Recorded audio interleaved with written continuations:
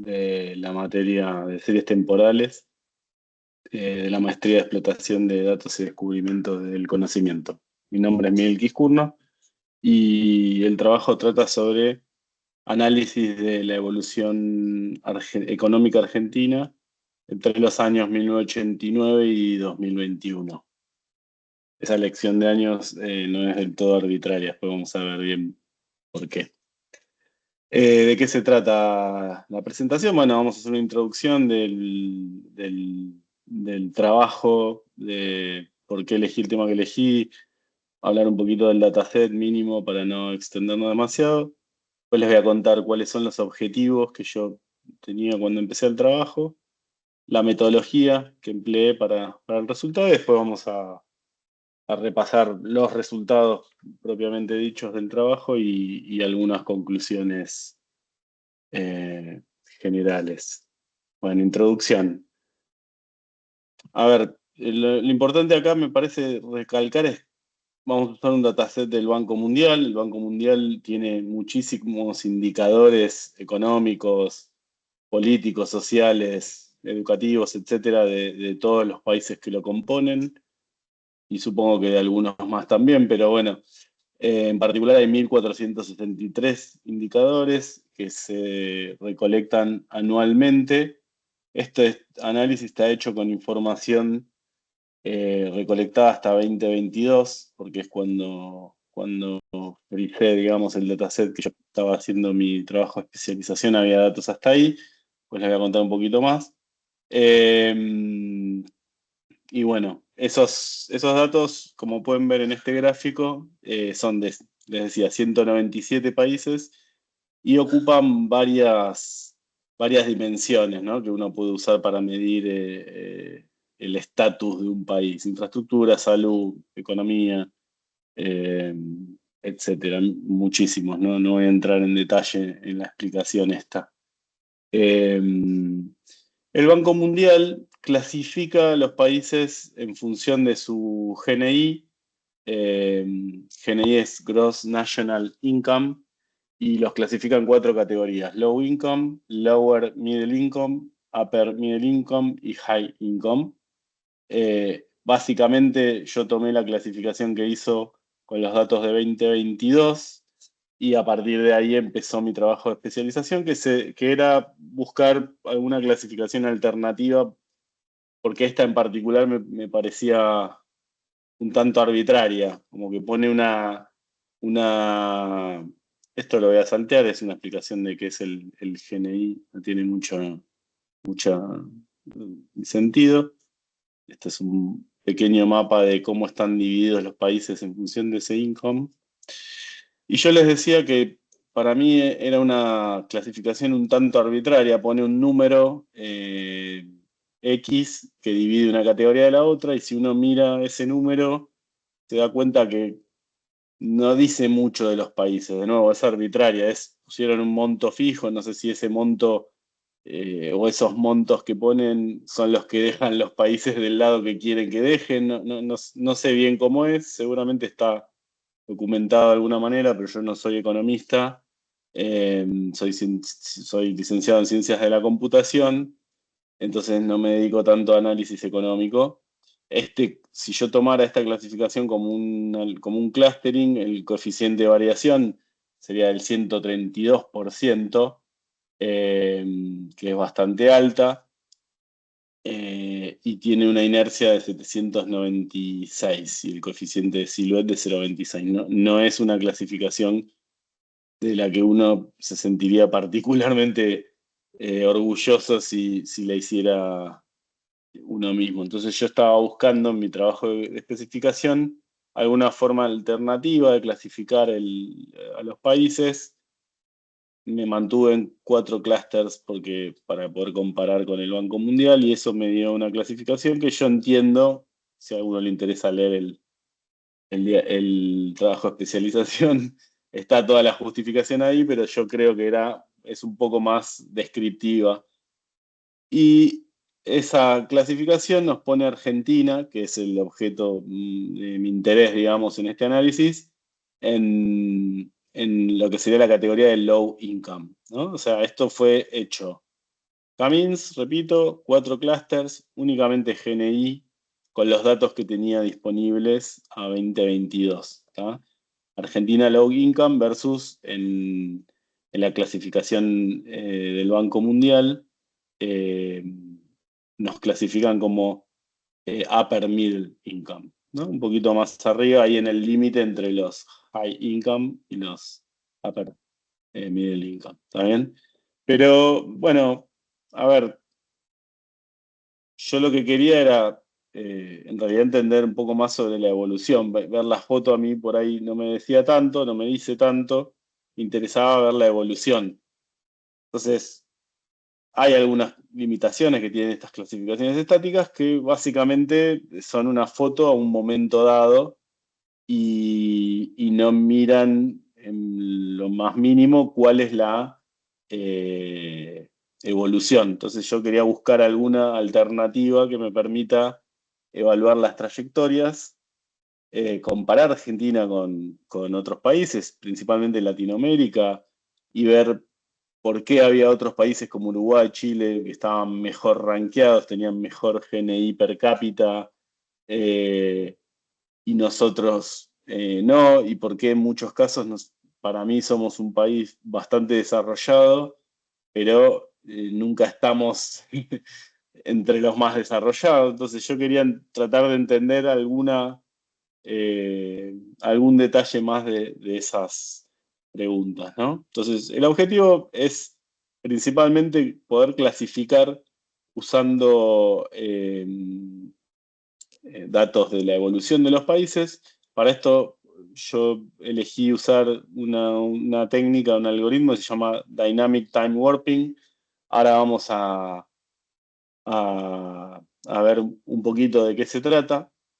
¿Está bien? Ese es el objetivo general, pero más específico me interesaba mirar qué pasa con Argentina, ¿no? O sea, ¿dónde está Argentina? ¿Es una economía de bajos recursos, de altos recursos? Bueno, ¿cómo es Argentina en comparación con los que están dentro de sus mismos clústeres? ¿Cómo es Argentina dentro de la región? Etcétera. Entonces, mi idea era buscar algo de hacer un análisis, ¿no? Esto no es forecasting, no voy a estar tratando de predecir nada, simplemente usando esta técnica para analizar los datos que disponemos.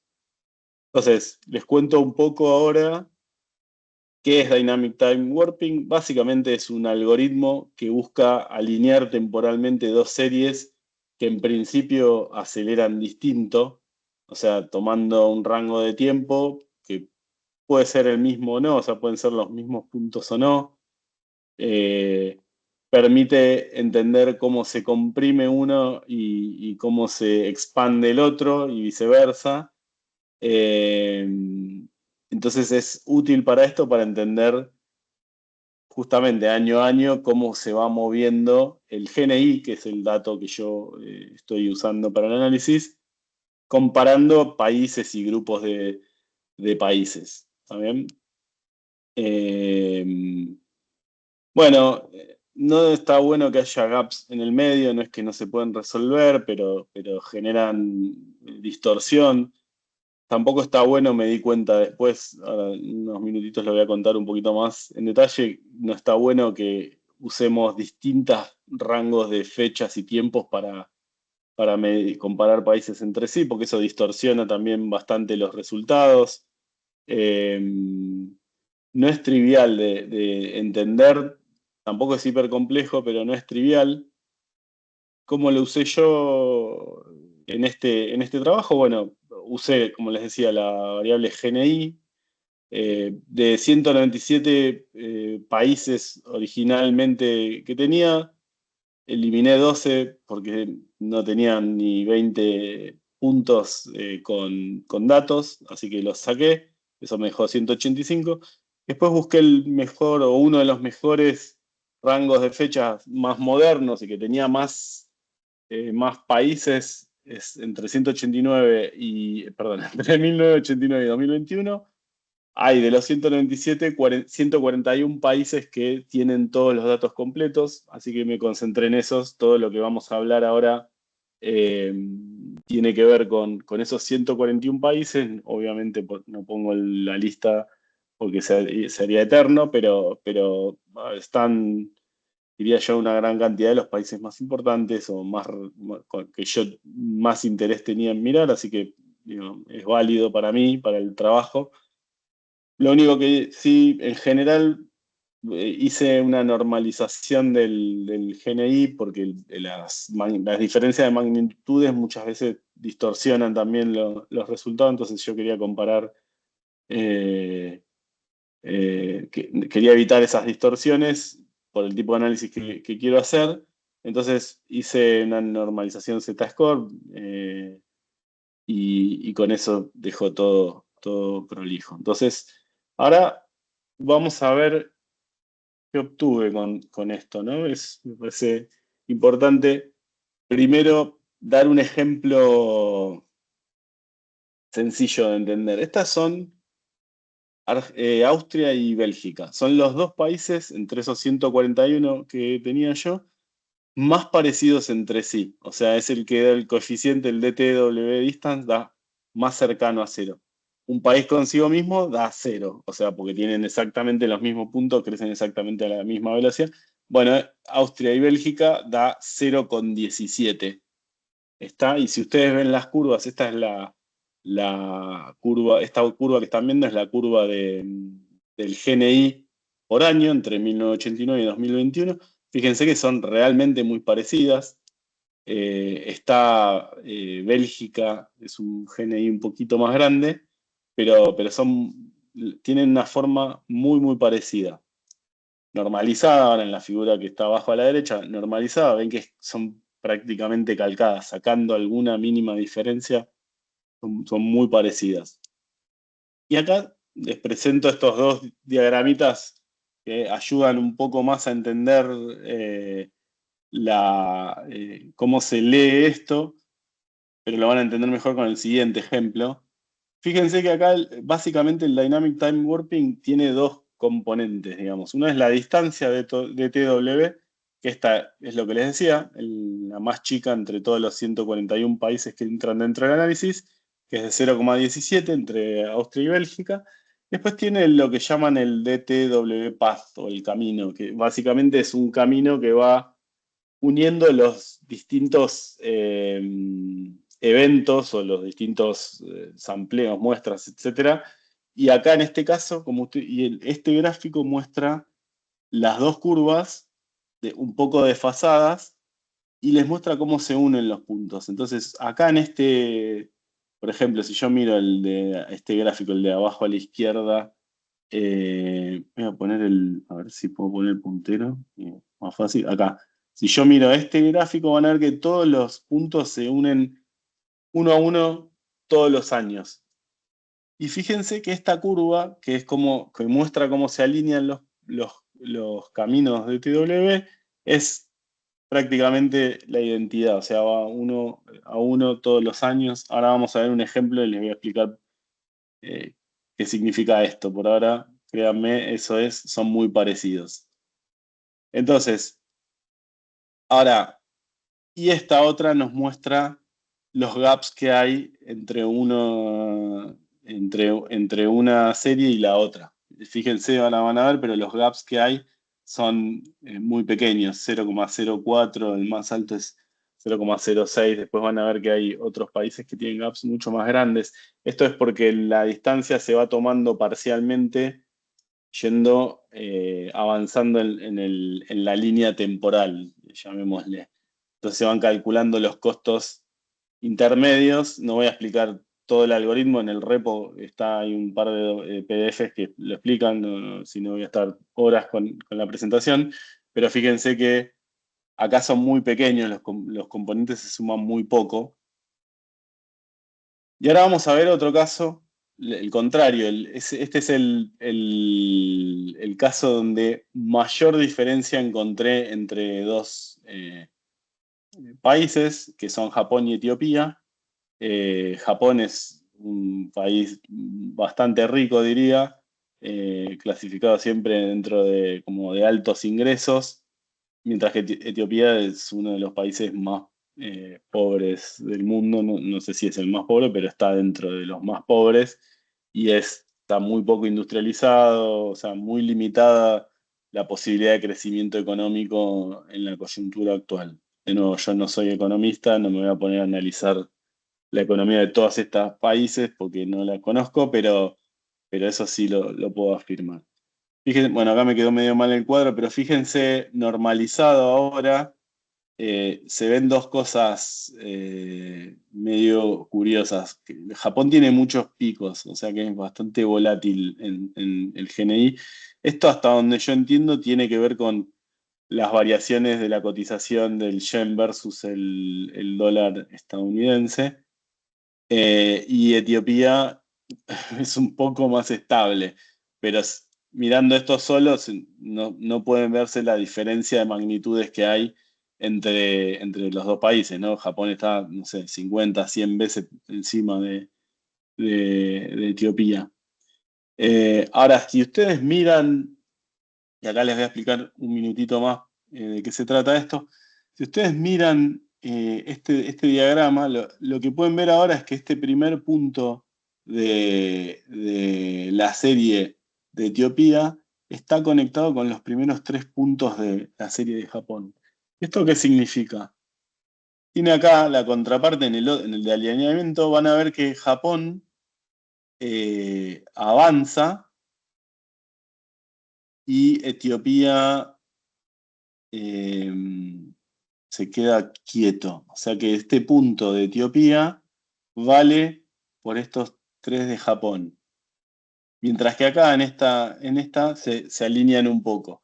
Y después Japón se queda en este año, pero Etiopía sube. Fíjense que acá lo que está diciendo esto es que uno se comprime, el otro se expande. O sea, está mostrando, si crecieran exactamente igual, irían siempre sobre la lista, sobre la línea esta punteada gris, que es la que marca, por ejemplo, comparando un país contra sí mismo, daría eso.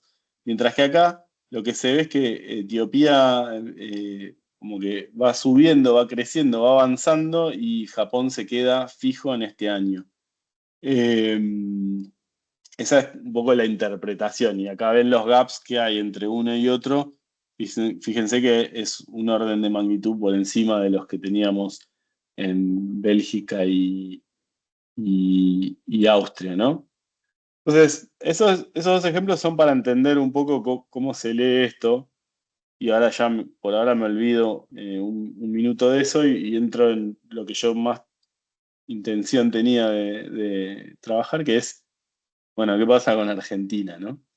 Entonces, lo primero que quería es compararlo con Latinoamérica y lo primero que salta a la vista, o sea, según mi criterio, de nuevo, no soy economista, es que no tenemos ningún país con el que Argentina tenga una cercanía tan grande como la que tenía Australia con Bélgica.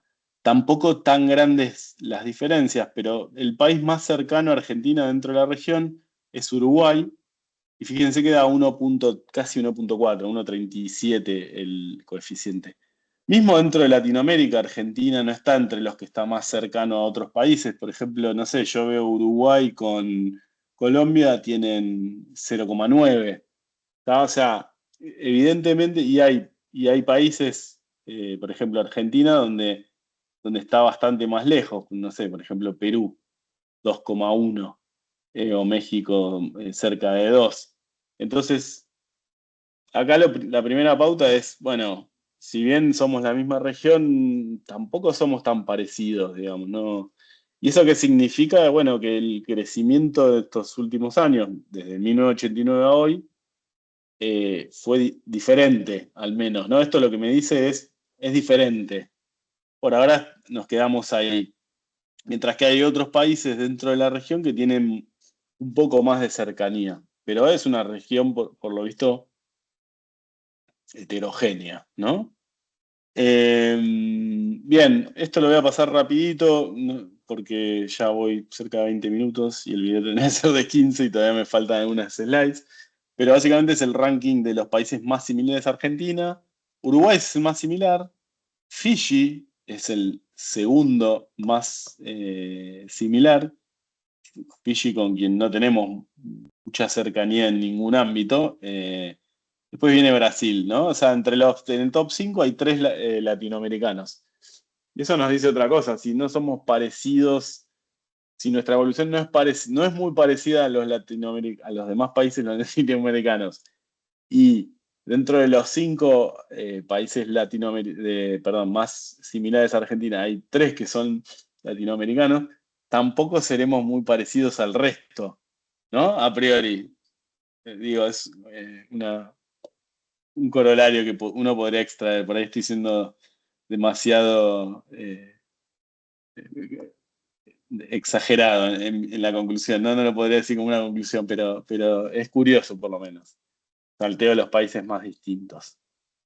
Y ahora quería entrar un poquito más en detalle en los distintos países de la región, pero lo voy a pasar rapidito.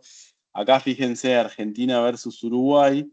Si miramos la serie sin normalizar, obviamente no se entiende nada, pero cuando la normalizamos, vemos que tienen curvas similares, por más que por ahí las caídas de Argentina suelen ser más abruptas.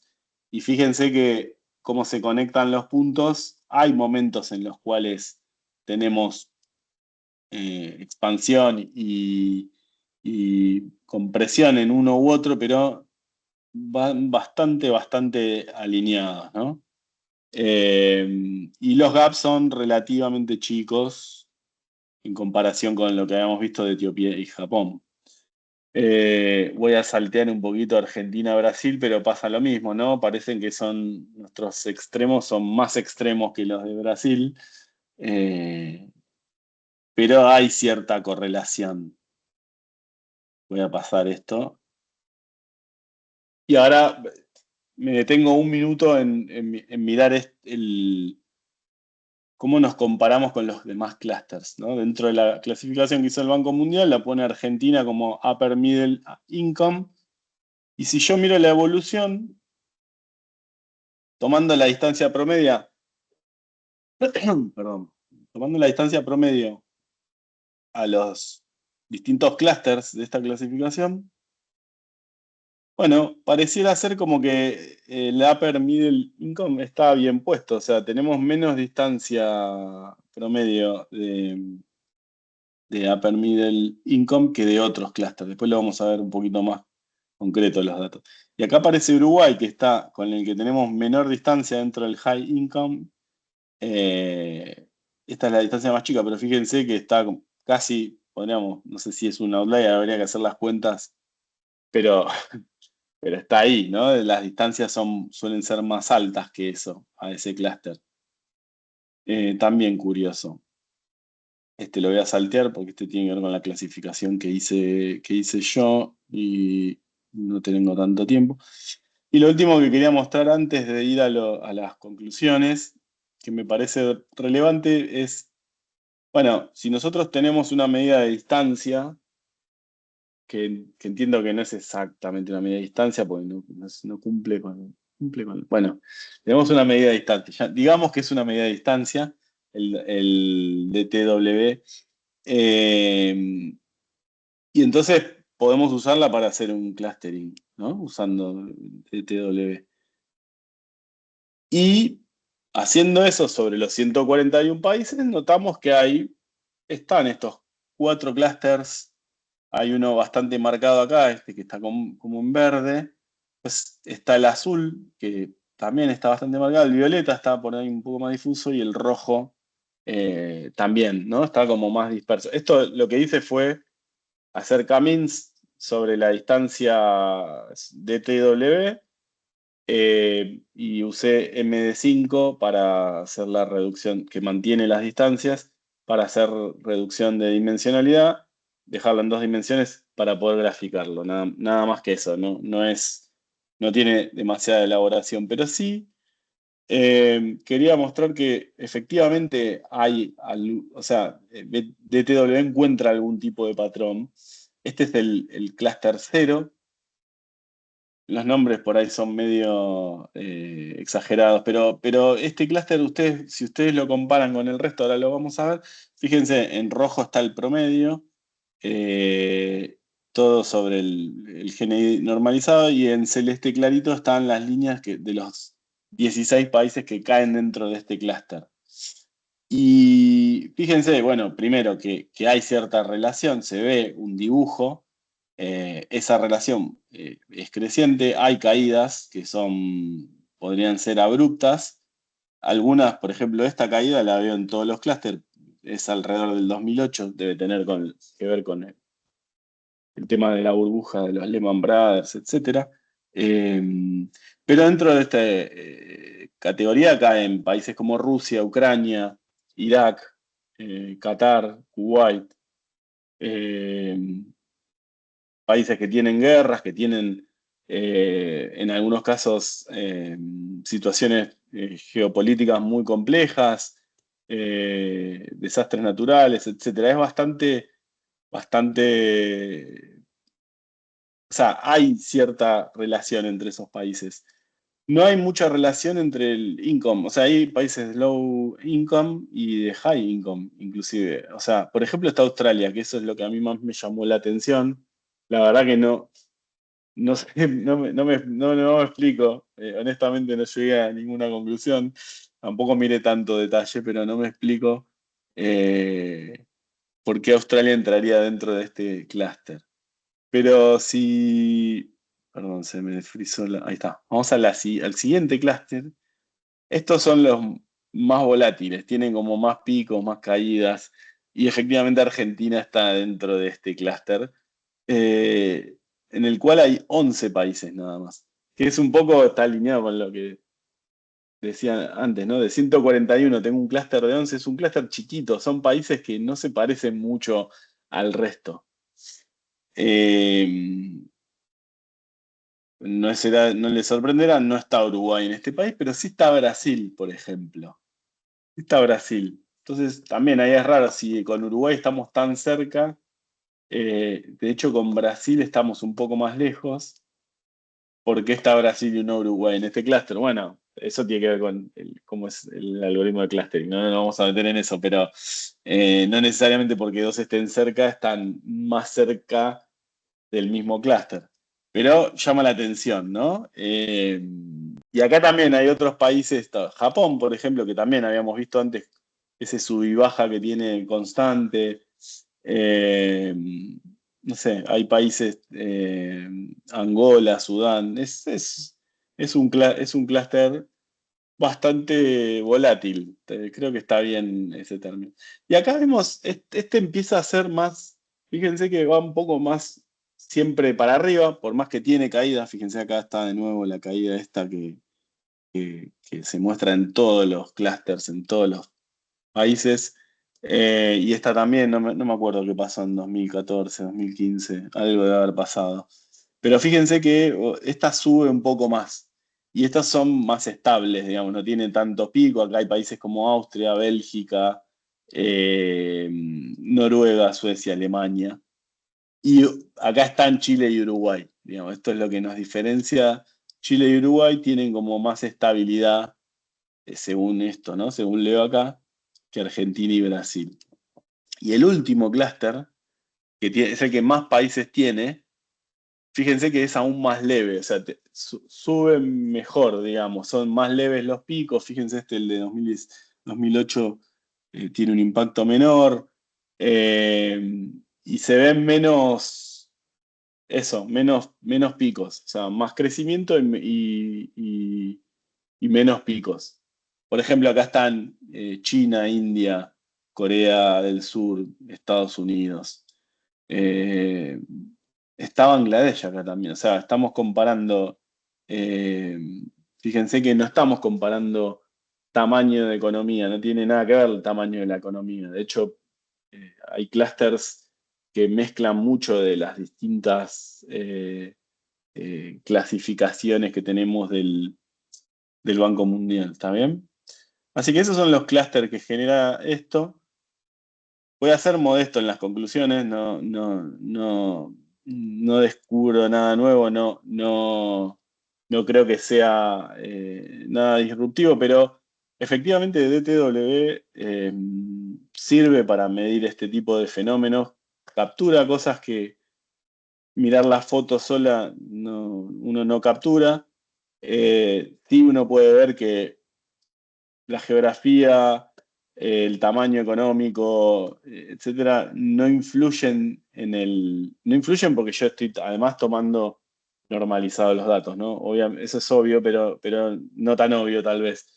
Eh, no influye en cómo clasifica, o sea, acá claramente se ven tendencias que hay que seguir analizando. Obviamente hay que hacer análisis por ahí mucho más detallado, pero realmente se encuentran esos patrones de evolución.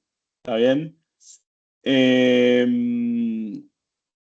bueno, un poco más de lo mismo. O sea, se ven los ciclos, se ven las caídas, se ve que no hay necesariamente relación entre la geografía y contrario a lo que uno esperaría, ¿no? Y la evolución, el caso de Argentina y Uruguay, o Argentina y Chile, eh, misma geografía, países limítrofes dentro del Mercosur, y aún así Uruguay y Chile crecen más estable y Argentina, Brasil, que además son las economías más grandes de la subregión, crecen erráticamente.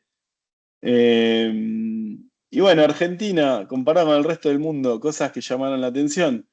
Contra América Latina tenemos una distancia promedio de TW de 2,17. Es más alta que que tenemos con Caribe, con África del Norte y con Europa. ¿Tá? Es cuanto menos curioso. Yo esperaba encontrar que eran mucho más parecidos Argentina y con Latinoamérica. Pero me quedé con algo de que Argentina está en un grupo de 11 de 141, entonces sí, puede ser que no nos parezcamos tanto a los demás países. Eh, y bueno, si miramos el cono sur nada más, perdón, Brasil, Chile, Uruguay, Paraguay, estamos más cerca. Pero aún, de nuevo, seguimos estando lejos. Si yo me comparo con Austria, Bélgica, que son prácticamente lo mismo, es curioso, ¿no? Que estemos tan lejos. Eh, y bueno, acá les decía, no parecemos ser un país promedio de Latinoamérica tampoco. O sea, compartimos muchas cosas, tenemos diversidad en temas commodities como energía, exportación agropecuaria, etcétera, minerales, demás, pero evidentemente somos más volátiles, más vulnerables a las crisis externas. Y bueno, tenemos nuestras propias crisis también medio que nos perjudican. Eh, pero bueno, somos bastante grandes dentro de la región. Brasil es más grande, pero nosotros somos muy grandes, pero somos también muy volátiles. Eh, y bueno, he terminado, me excedí bastante. Con esto termino. Está el repo al principio del video, lo van a encontrar, está el link al repo si a alguien le interesa mirarlo. Ahí en el repo están los documentos que usé como referencia, está mi trabajo de especialización que habla del clustering y demás, y está todo el código fuente en Jupyter Notebooks, así que con eso termino. Muchas gracias, saludos.